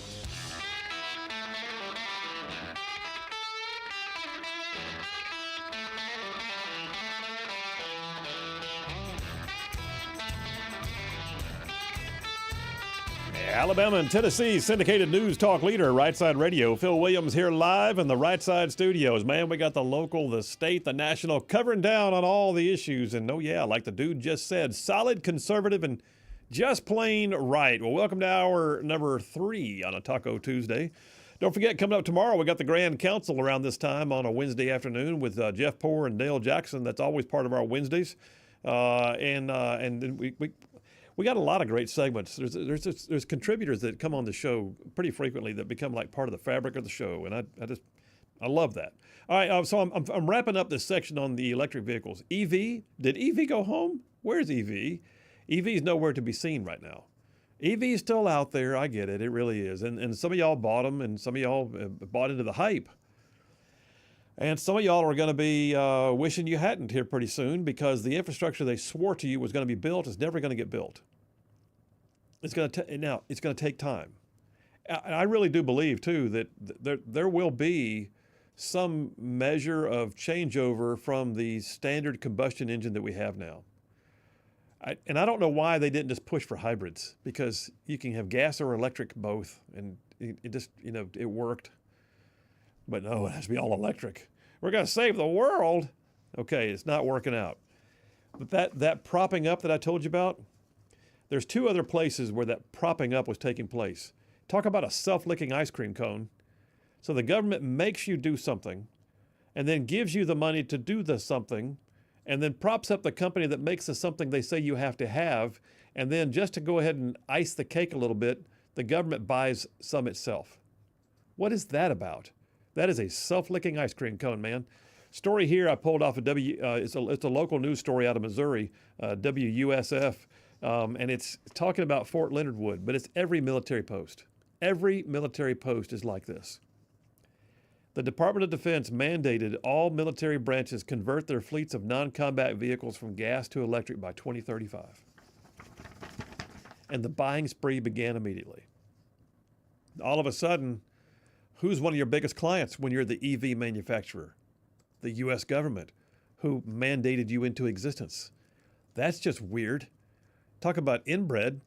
Anyway, Fort Leonard Wood, in this particular case, has over 700 what they call non-tactical vehicles. Now, sometimes those are just like vans for transporting personnel, or buses, or they might even just be regular sedans and cars, that are used at the headquarters that are not going to be the tactical Humvees. That, not everybody drives around in the tactical vehicle now, and it's more cost effective that way.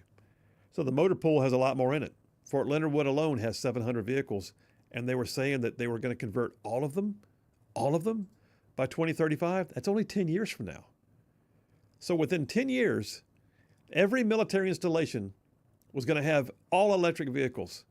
And they're already saying that the ones that they have now, which is only a handful on Fort Leonard Wood, there's 42. There's 7 right now. There's 36 more on the way at the time this was written in 2023, by the way. I'm looking at an article that's almost 2 years old. So how many did we get? Well, they were already struggling with charging stations. Oh, what does that mean? Oh, that means that the whole charging station thing became a part of the mandate. Oh, good. So government bought more of those. I tell you where else they did it. You talk about a hosed up situation. School buses. Kid you not. Now, we had it happen in Alabama. I need to get an update on this. What in the world were they thinking when they said, while we're at it, let's set aside $20 billion in funds and sort of plus up the idea of electric school buses. That's cool. That's awesome, until you find out it's not, and you're given a bus and it's a lemon, and you're a school district and you got kids on a bus, and what do? Well, I got a piece here. This is an audio clip. I'm going to go ahead and call for that audio clip there, JP. Audio clip number 1. A school district up in Maine, struggling with the Clean School Bus Program, for which the Democrats' green EV programs just poured money. And those companies, by the way, are now going bankrupt.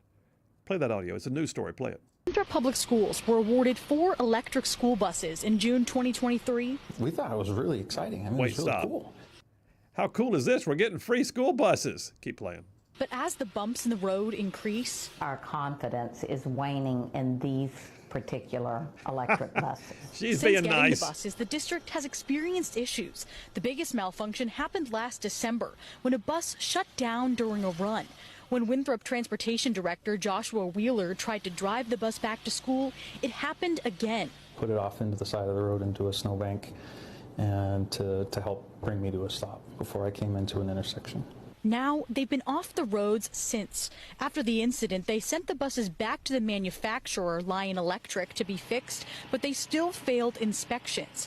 Even after additional repairs to pass inspection, the buses are still experiencing mechanical issues. This also comes as Lion Electric is facing increasing financial troubles, temporarily laying off. Do we? Lion Electric is already laying off people.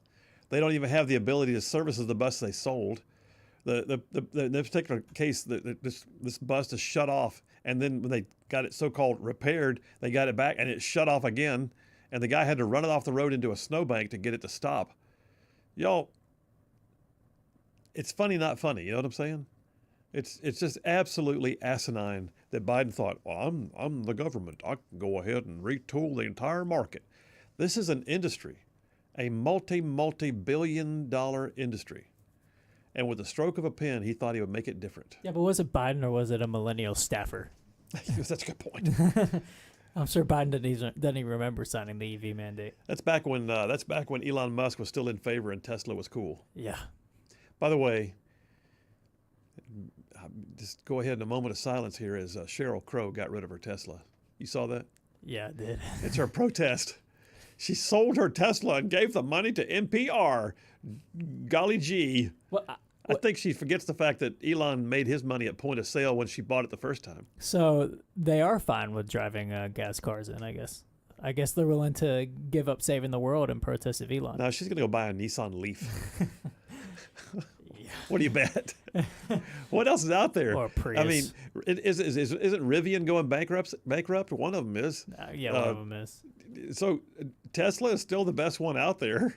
I mean, he's the only guy who was making it in that market before the government subsidies. And the government subsidies go away. Guess who's still standing? The guy who did it with the free market principles. That's who. I think the funniest is the picture of a bumper sticker of something like against anti-Elon bumper sticker of a Tesla.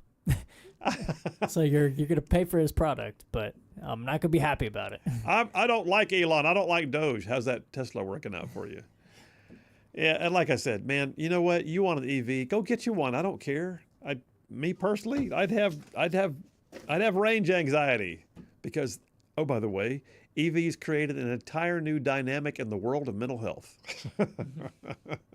They call it range anxiety, where people get in the car and they're worried, can I get there? I don't know. Is there a charging station on the way? I don't know. How do I arrive at my destination? Just park it and fire up the gas-burning vehicle. Just saying. Why not? It's just, this whole thing was just jackassery. Hey, there's a thought. We haven't done a jackassery sound effect in a long time. Hit me some jackassery.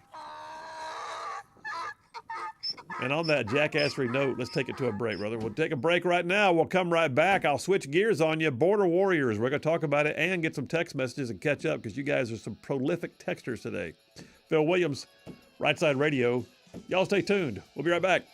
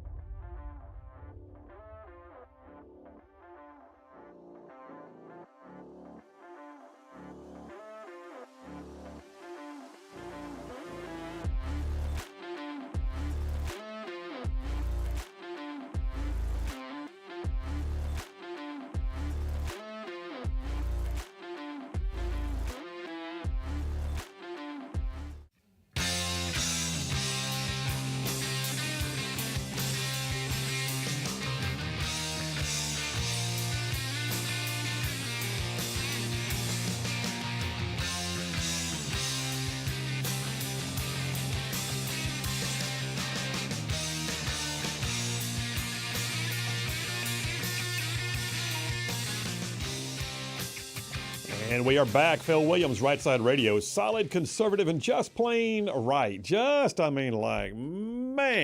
Making common sense like a superpower. That's what we're doing. Giving you all the truth you can put on a bumper sticker. Saving the world, one soundbite at a time. Pulling pins on truth grenades. Bulletproof influence. There's all of it. Did I say all of it? I think I said all of them. Pretty much. They just all float out. Maybe all right. we should make a bumper sticker that just says truth. Put all the truth on a bumper sticker. Nice. I see what you did there. That was good. Can you go either you give yourself an applause or you give yourself a womp womp womp, whichever one you think is more appropriate.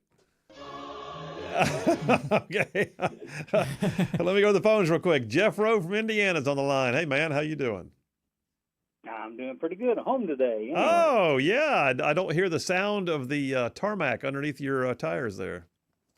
Yeah, I don't have to fight in Nashville today. It's a miracle. Well, good. You getting a day off, or is everything all right? Oh, yeah, just frozen trailers. They couldn't get it unloaded, so they, when you bring up wet stuff from when it's not freezing down from Alabama to up here where it's 22 degrees, yeah, it freezes up. Well, allegedly we got snow coming again, too. Have you heard that down here? Is there going to be snow tomorrow? Yeah, JP just told me, and I thought, oh, my gosh, snow in Alabama. I don't know if we can go that way or not. I mean, 2 weeks ago, we had snow at the beach. That was crazy. Yeah. I heard that the one of my favorites was Trump said, we're going to rename it Gulf of America. And the Democrats said, well, when hell freezes over, and all of a sudden it snowed on the beach. Kind of a clue, isn't it? Yeah. Yeah. What's on your mind, man? What do you think about all this stuff? Hey, the offers to get on my ground floor of the Voltagra little blue generator that could still stands. I mean, you're the best advertisement I've ever seen in the world. Voltagra. I mean, the little blue generator. People with EV that need to reduce their range anxiety. I mean, it works, I mean, you're putting the whole thing together. You got problems with EV, get Voltagra. The little blue generator can keep you going down the road, buddy. Oh, you have way too much time on your hands as you drive down the road to think up stuff like that, man. Oh, I know, but, it would sell like hotcakes. All these people are stuck now, their EVs are getting older and they're going to need a boost every now and then. Well, let me ask you this, though. What powers the little blue generator that could? Is it gas-powered? Diesel, man, diesel. Oh, yeah. Go for the gusto. Most we want to get the most out of the least amount of fuel. It's awesome. Okay. All right. We need to put these things in mass production because, goodness knows by 2035, 50% of all the cars on the road are going to be EVs.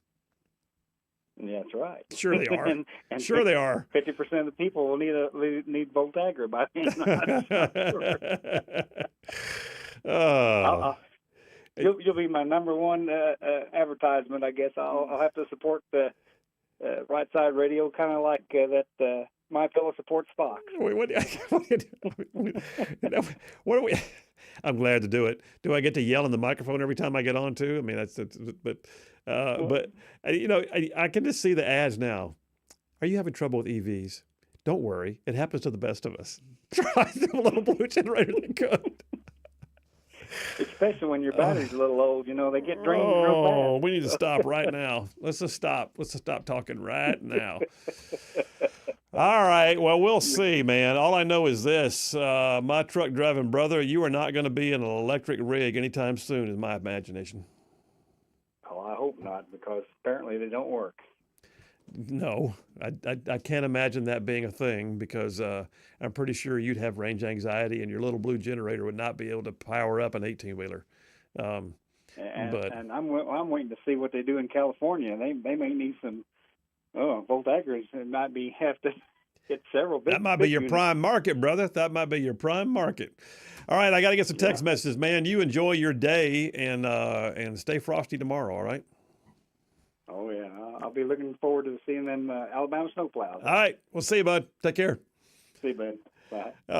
John from Huntsville just texted in. Oh, by the way, I'm watching up on the screen, U.S. Senator Katie Britt from Alabama is on the screen right now with, is that Jake Tapper from CNN, and doing an interview. Trump just moved to expand access and reduce the cost of in vitro fertilization. I thought we were against that. I thought we were blocking. I thought Republicans hated babies. I thought we were all about, like not allowing reproductive health care. Whatever. John from Huntsville says, Phil, your performance so far has been absolutely electric. Perfect. Well played. I need some laughter over here. Can you give me a laugh track? JP's on the phone. So, John, you earned a laugh track, and as soon as we get it, we'll get back. JP, hit me some laughter, man. Right now. There you go. Nice. Well played, John. Brian from Huntsville says voltage sounds like a stand-up Oh, no, I'm not even going there, Brian. I'm not even doing it, brother. I'm not doing it. Just stop right now. Brad from Laredo, Tennessee.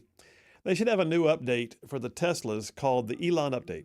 Every time you start the vehicle, Elon's face shows up on the screen, and Who Let the Doge Out is playing through the speakers. I'm digging it. Hey, JP, I got to interrupt you again. JP, can I get some Who Let the Doge Out? That'd be just needed right now. Just, Doge. Yeah. Doge. Thank you very much. Thank you. Thank you very much. I'll be in the area all day. John from Lexington, South Carolina says, all of our Army recruiters drive Teslas now. Really? Really? I did not know that. Wow. Lewis from Trinity, Alabama says, in 1978, when I was in basic training at Fort Leonard Wood, they had a base taxi service. 50 cents could get you anywhere on Fort Leonard Wood. Man, on Saturday, the E3 clubs were packed, especially if they had a female front singer. Yep, I'm sure that's true. Bunch of shaved heads in there trying to pretend that they were grown-up men then. But thanks for your service, Lewis. Appreciate you very much. Then Jeff from Indiana did text in, by the way, and he's all about that that product we just talked about a minute ago. Gary from Leicester, Alabama, says, I think we all got our fill of government mandates during the pandemic. Never again. I'm with you, bro. Russell from Rural Route 1. I hate trying to say that. Russell from Rural Route 1. Phil. It's just rural route. Rural route. Yeah. It's a rural route? Mm-hmm. Yeah. Russell from Route 1 says, Phil, do you think Zelensky coming clean on what Biden and others were doing to Ukraine is part of the negotiations? Listen, I think Trump went down that road on a phone call, they say, once before. And so, no, I don't think Trump will bring it up. But I'm not going to be a bit surprised to find out that Zelensky doesn't bring it up. Hey, listen, before you back off with a checkbook, I got a little something over here in the drawer. It's a picture. I'll lay it on the table. Do with it what you will. I'll walk out of the room. When I come back, if it's gone, I won't say anything. Could you please write one more check? Mike from Florence, Alabama says, I think it was in the 80s that TVA did a big EV push. Where did they go? I'm assuming down the toilet like so much of our money goes. Not unusual to see electric vehicles of all sorts with weeds growing around them. Last I looked, there were a few on the government auction website. I think you're going to see more, bro. I think you're going to see more. Bruce from Springville said, EVs and the UN are like the kid standing outside the restaurant with his finger up his nose. Nobody wants him around. That's the most random text. Mr. Hill from Pumpkin Center, Alabama. I love the fact that we have a Pumpkin Center. It's really real. We have a Pumpkin Center, Alabama. Studies show that 95% of all electric vehicles sold are still on the road. The other 5% were able to make it home. And on that note, we are going to a break. Phil Williams, Rightside Radio. Y'all stay tuned. We will be right back.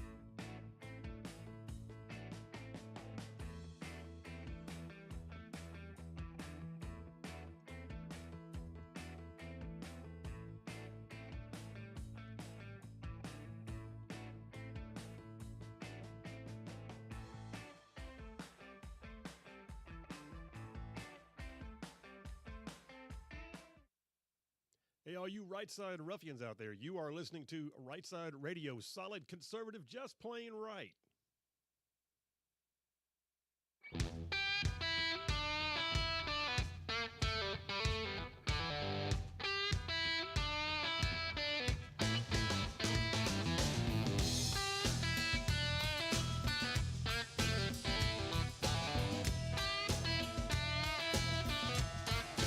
And we are back. Phil Williams, Rightside Radio, solid conservative and just plain right. Just covering down on some major ground across the southeast U.S. of A. Y'all, I am talking about this show.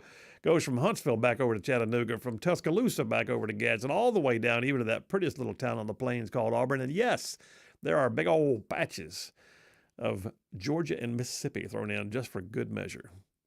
A few more text messages. Get those cleaned up in honor of the fact that y'all are participating in the show. Brian S. from Huntsville. He said, I've heard others say the Cybertruck looks like a dumpster, and I can't disagree. You know, I always look at it, too. Here's my thought on the Cybertruck. I know you think it's cool. I'm not trying to offend. Mm-hmm. But I look at it and think, I think Elon Musk thought, right now, I could do no wrong. I could sketch this out on a napkin and put wheels on it, and people would buy it. You know what? Do that. And that's what he did. I could have designed that. My neighbor's cat could have designed that truck. And by the way, I completely understand and acknowledge people's animosity or dislike towards it because it is a funky looking design. And I was kind of on the fence about it at first, but I think it's the fact it's indestructible that it piqued my intrigue. Yeah. And then over time, I was like, oh, that's pretty cool. It's the Joe Rogan Elon podcast where they stopped the podcast to go shoot a bow and arrow to see if it would break through, and it didn't. and they literally Joe was like, I bet you $20 a can. And goes, Elon goes, let's just do it right now. And he goes, okay, we're gonna take a break here, buddy. And then it cuts, and they come back. He's like, wow, it didn't break it. And I think ever since then, I was like, that is cool. I don't know. I just look at it and think, you know, I'm not commenting on the technology. I'm not commenting upon the reliability or the strength. I'm just saying the exterior design is a nothing burger. Yeah. It is like, it was like, okay, let's have a third grade competition of who could design a truck, and this one won.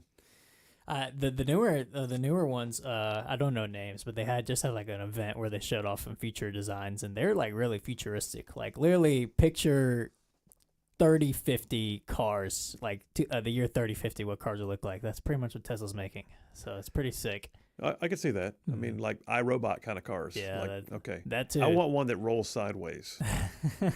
I do. The whole parallel parking thing, mm-hmm. just pull up next to it and roll me sideways. Dave from Madison says, regarding Kareem calling in yesterday, he says, maybe you could tell Kareem that if he won't buy a steak, that he has to spend $50 in the merch store. Yes, we need that. We need that. And then David at Buc-ee's checked in. He said two things. Says, one, Phil, we've added charging stations here at Buc-ee's since we opened. The Tesla-compatible stations were completed a couple of months ago. I haven't seen too many charging since they've been operational.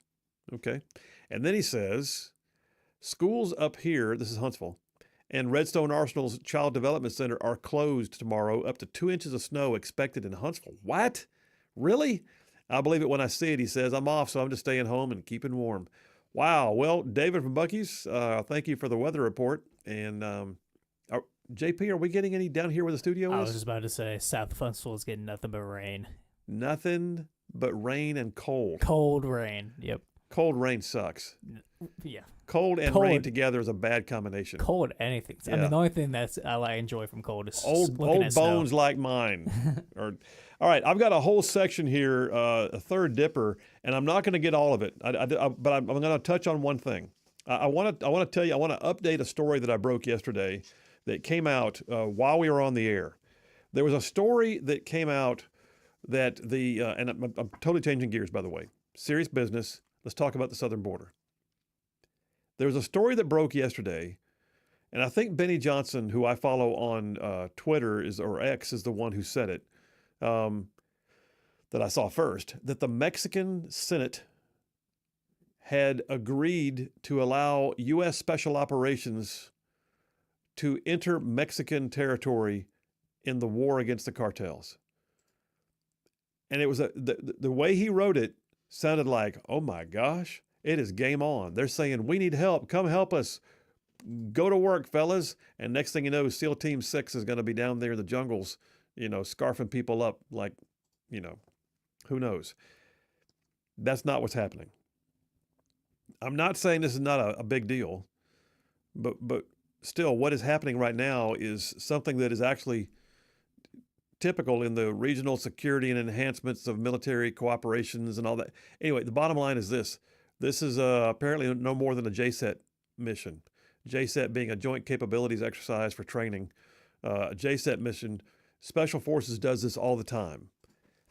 They haven't done it with Mexico. That's the point. This has not been a big play for U.S. Special Forces. If you're not familiar with the mission of the Green Berets, I mean, people think of Green Berets as Rambo, and they can be. There's some bad dudes in U.S. Special Forces. I've been with many of them. I used to be assigned to 20th Special Forces Group 2, and I worked with them downrange. There's some bad hombres in Special Forces. However, what people would forget is that their original underlying mission is a lot of times what is known as FIDUW, Foreign Internal Defense and Unconventional Warfare. And one ODA, that's a 12-man team of Special Forces, one ODA, Operational Detachment Alpha, can go in behind the lines and then build itself a battalion of indigenous fighters. What am I saying?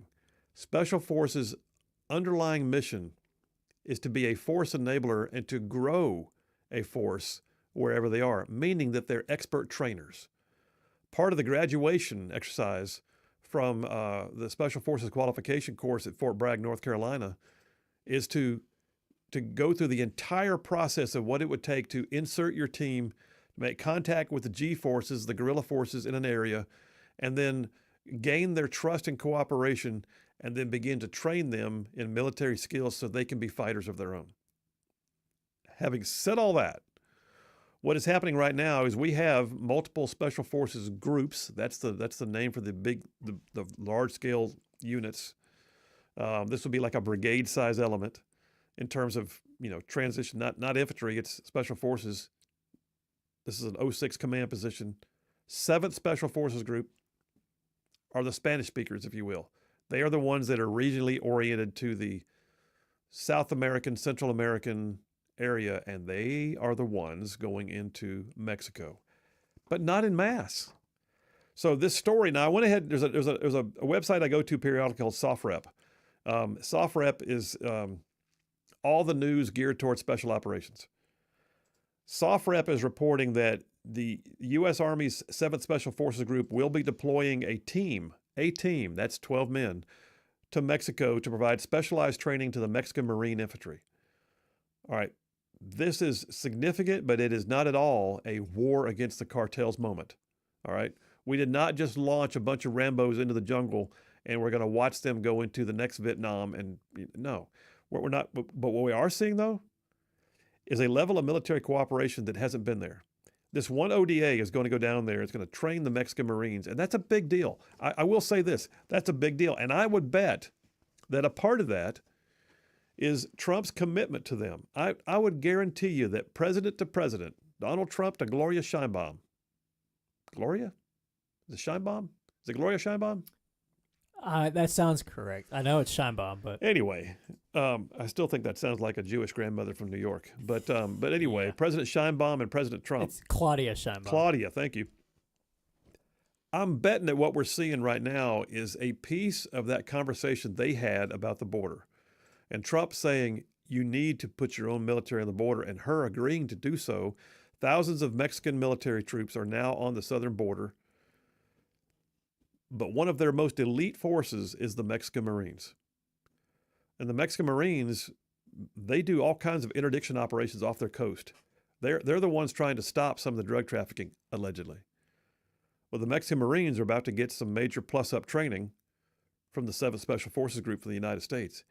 And that may have happened before. Some of you SF guys that are out there right now might tell me, but I do not recall. I mean, we've done plenty of stuff in Hondo. I mean, Honduras, Nicaragua, down in Central and South America, we've done a lot of stuff.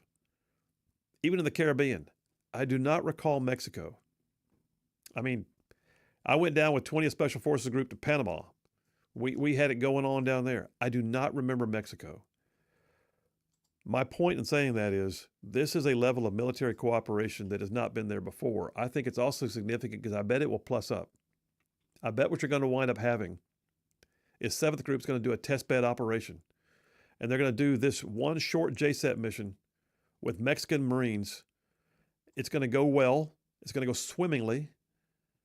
And then you're going to wind up seeing 2 teams go down.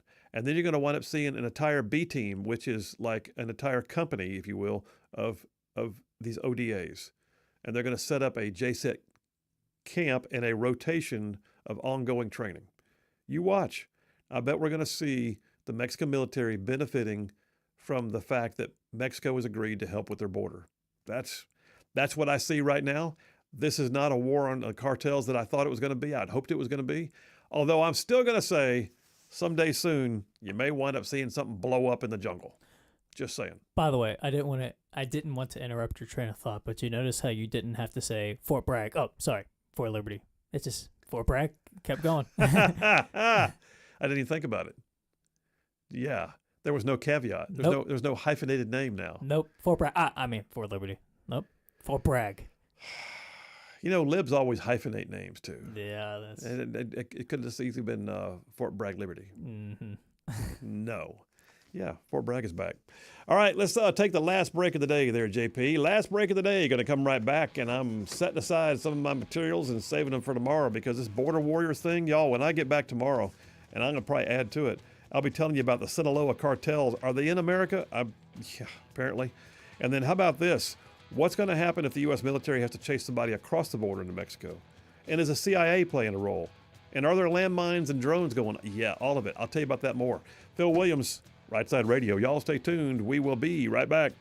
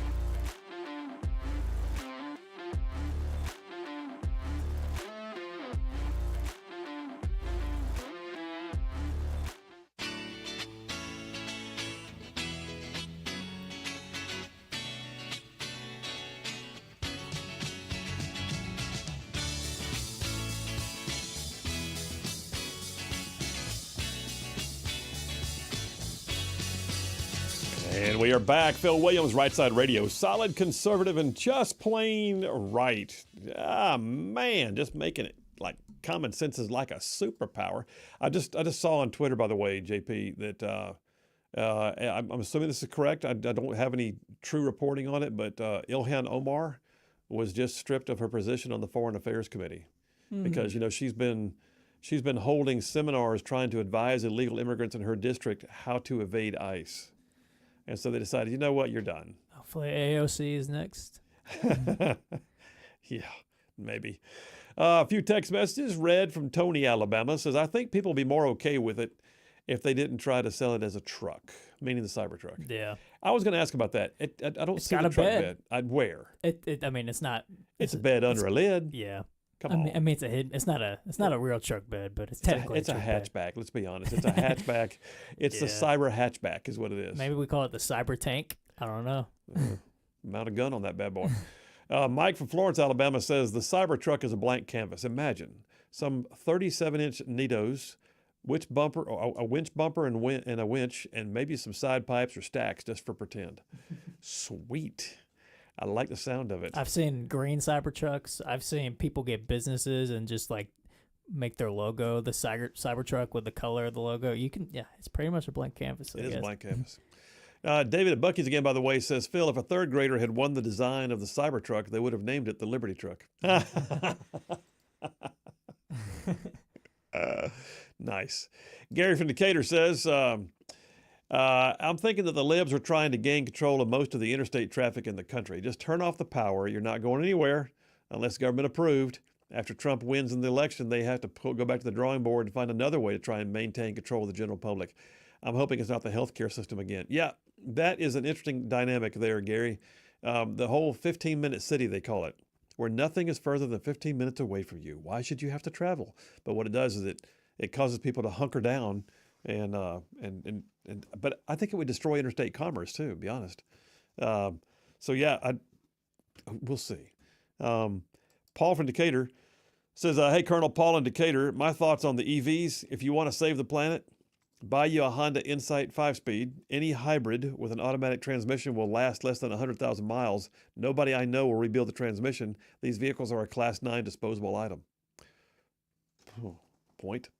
And then Paul from Athens, Alabama says, "I'm a little late to the party, left my phone behind for the day, chiming in on the EVs. How about the little blue cell?" Nice. I think that's going back to the joke. Yes, we had. Yes, indeed. We got a few minutes left, and JP was telling me there's some breaking news. Mar-a-Lago was the site today of executive orders being signed by the president. I assume he's down there visiting Mar-a-Lago turf, playing some golf. But what did he sign today? Yeah, so it was at 3:30. It was he lowered IVF costs was the first one. Oh yeah. Second one was forces the government to expose waste, fraud, and abuse. And the third one sets agency oversight and limiting law interpretation to the president or AG only. So okay, I can break that down. So the first one is he's mandating that the cost for in vitro fertilization, which the Democrats said Republicans were trying to crush, I was just about to say, it's going to be more cost effective now. Yep. That's cool. All right. And the next one was what about forcing government to be transparent? Forces the government to expose waste, fraud, and abuse. How are they doing that? By making them post up their cuts and put a website up for each? I guess. You know so. what? I did hear that. That ties in. I heard that Doge was setting up a website for every department it works in separately, so you can go to the Department of Health and Human Services Doge site, and you can see all the Doge cuts. So I bet that's what they're doing. Yeah. All right. And then what was the last one again? Sets agency oversight, limiting law interpretation to the president or AG only. That is putting a curb on bureaucrats trying to be lawmakers and pretend that they understand how to interpret law or, for that matter, enact law through regulatory burdens. And so what he's basically doing is saying, if the law says something and you're not sure, only the AG's office or the president can tell you what it really means if you don't already know. Incoming more fascist comparisons, claiming that he's trying to become a king. It's a news flash to the Democrats that the president actually has power.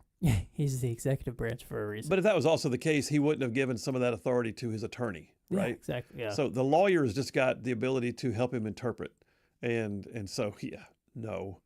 Okay, so that happened today. Yep. That's cool. About an hour ago. All right. Well, great. Lisa from Huntsville says Cybertrucks are the Pinewood Derby dad's dream.